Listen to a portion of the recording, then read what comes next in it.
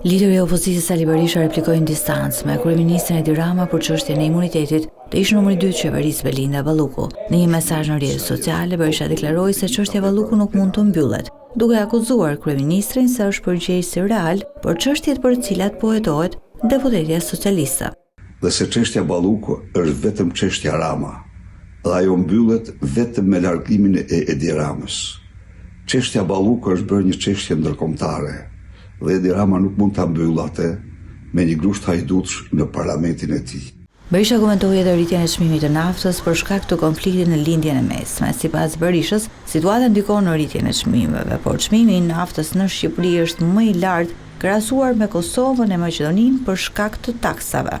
Në çdo litër naftë që ju blini, keni taksën më të lartat në botë, 1.1 euro për litër, dhe kjo është taksa Rama.